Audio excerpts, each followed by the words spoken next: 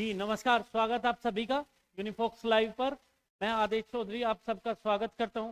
जैसा कि आज आपको पता है केवीएस के पेपर से स्टार्ट हो चुके हैं और आज टीजीडी एसएसटी का पहला पेपर आपका फर्स्ट शिफ्ट में हो चुका है। तो उसी के एनालिसिस के लिए मैं आज आपके सामने यहाँ पे आया हूँ। तो आप पेपर को देख लेते हैं किस टाइप का पेपर था। काफ़ी ईजी पेपर आया आज, कोई इतना ज़्यादा डिफिकल्ट नहीं था। जैसा बच्चा उस चीज़ के लिए डर रहा था सर इस बार सब्जेक्ट इंक्लूड किया गया है और इस बार जो है केवीएस में टीजीटी लेवल पे आपका सब्जेक्ट पूछा जा रहा है। तो इन शॉर्ट पहले मैं सब्जेक्ट की बार बता देता हूँ कि सब्जेक्ट किस टाइप का था, कैसा रहा।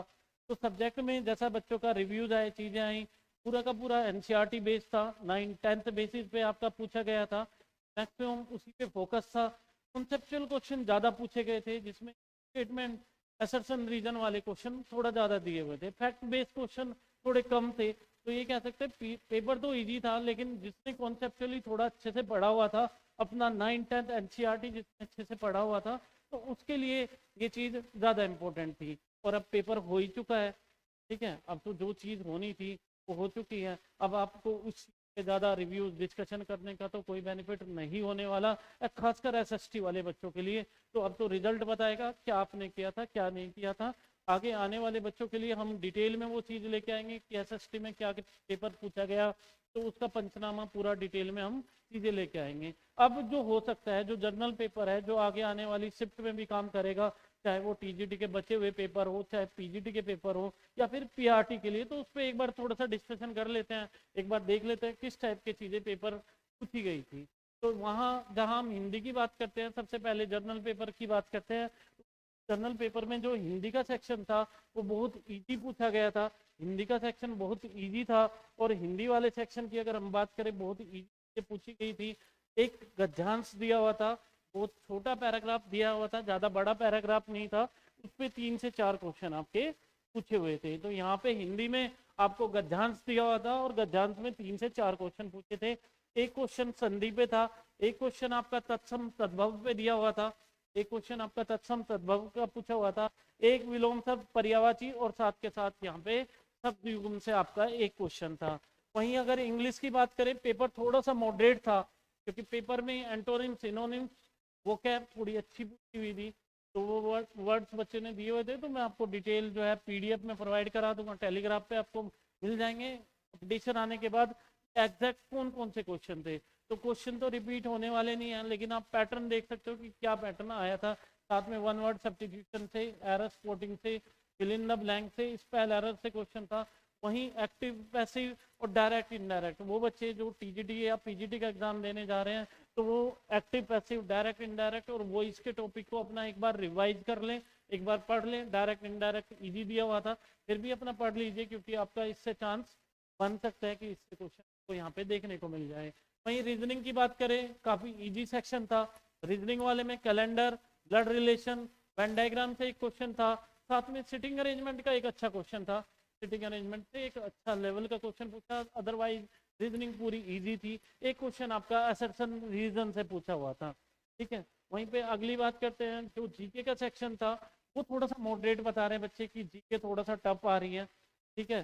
क्योंकि स्टैटिक जीके में आपके सेक्शन बहुत ज़्यादा हो जाते हैं, हिस्ट्री, ज्योग्राफी, पॉलिटी, आपके ज़्यादा सेक्शन हो जाते हैं। तो वहाँ से थोड़े से अच्छे क्वेश्चन पूछे गए हैं। एक दो क्वेश्चन महात्मा गांधी पे पूछा गया था, तो इस तरीके से 2-3 क्वेश्चन यहाँ से स्टैटिक जीके के अच्छे लेवल के पूछे गए। साथ में करंट अफेयर में एक क्वेश्चन आपका स्पोर्ट का था, अवार्ड से एक क्वेश्चन था, एक क्वेश्चन दिवस पे पूछा गया था। कंप्यूटर बहुत इजी था, इनपुट आउटपुट से एक क्वेश्चन था, एक क्वेश्चन आपका फुल फॉर्म पूछा गया था। सिक्योर नेटवर्क पे एक क्वेश्चन बना हुआ था, एक application web browser based question था, एक क्वेश्चन आपका स्टोरेज था। तो सबसे इंपॉर्टेंट सेक्शन जो यहाँ पे था 40 नंबर का जनरल पेपर में, वो पैडागोजी था, जो आपको आगे आने वाले पेपर में भी हेल्प करेगा। साथ के साथ पीआरटी के लिए तो इम्पोर्टेंट रहने वाला है, क्योंकि वहाँ पे आपका वो 60 मार्क्स का देखने को मिलेगा। तो एक बार उसमें डिस्कस कर लेते हैं। जो पैडागोजी शिक्षा शास्त्र जो है आपका, वो 3 टाइप के क्वेश्चन आपसे इसमें पूछे गए थे। एक क्वेश्चन आपसे directly practical based question, situational question पूछे गए थे। तो आपको यहाँ पे सिचुएशनल बेस्ड क्वेश्चन देखने को मिले, तो उसके लिए प्रैक्टिस इंपॉर्टेंट होती है। उसमें क्लासिक चीज़ों का तो इतना वो प्रैक्टिस कर लीजिए। जितने भी सिचुएशनल बेस्ड क्वेश्चन है, कुछ इंपॉर्टेंट सिचुएशनल बेस्ड क्वेश्चन की 50 क्वेश्चन की पीडीएफ मैंने बनाई हुई है, जो मैं आपको कल आफ्टरनून में शेयर कर दूंगा। तो प्रोफेशनल बेस के 50 क्वेश्चन, इंपॉर्टेंट 50 क्वेश्चन की PDF बनाई हुई है, वो मैं कल आफ्टरनून में आपके साथ शेयर कर दूंगा।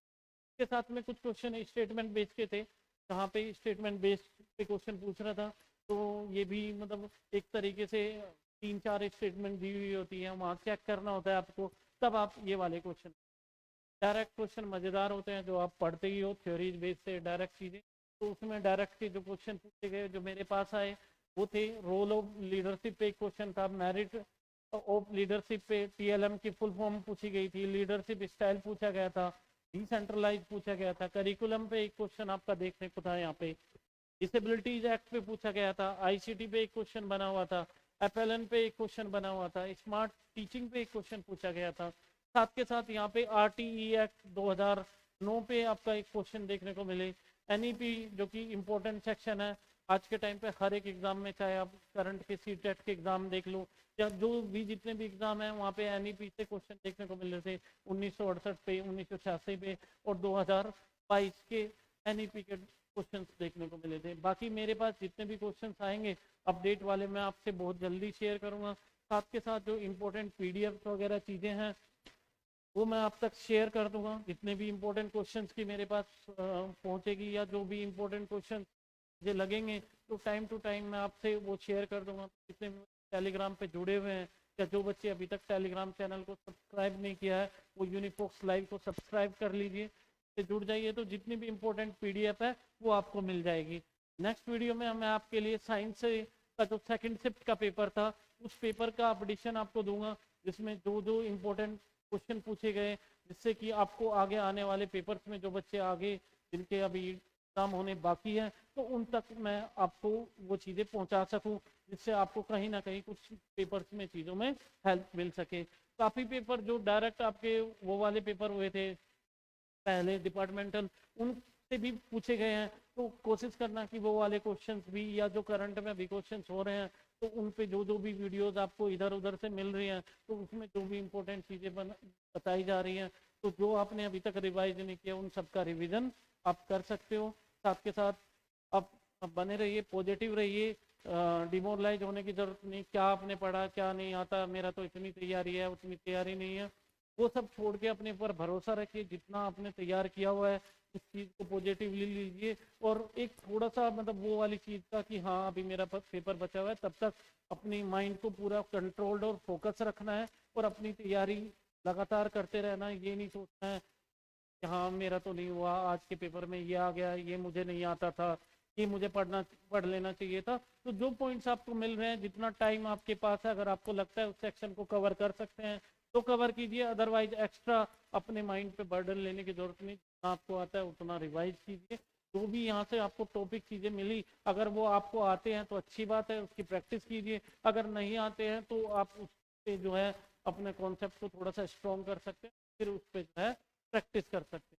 तो आज के लिए इस वीडियो में इतना ही। मैं नेक्स्ट वीडियो में साइंस के जो भी इम्पोर्टेंट क्वेश्चन आए हैं उस पर आपके लिए एक वीडियो लेके आऊँगा, तो वो जल्दी आपको अपडेट करूँगा। साथ के साथ जो मैंने आपको PDF बताई 50 क्वेश्चन की वो PDF मैं कल आपसे शेयर करूँगा। साथ में जो भी पैडागोजी की 2 PDF मैंने कल आपको टेलीग्राम पे शेयर की थी, एक 3.5 विद कंप्लीट एक्सप्लेनेशन के साथ में, एक 360 क्वेश्चन की जो प्रीवियस ईयर के क्वेश्चन आए थे उनको टॉपिक वाइज विद एक्सप्लेनेशन आपको दी हुई है, तो आप टेलीग्राम चैनल पे यूनिफॉक्स लाइव पे जाके वहाँ से डाउनलोड कर सकते हैं। तो आज के लिए इतना ही, मिलते हैं नेक्स्ट वीडियो में।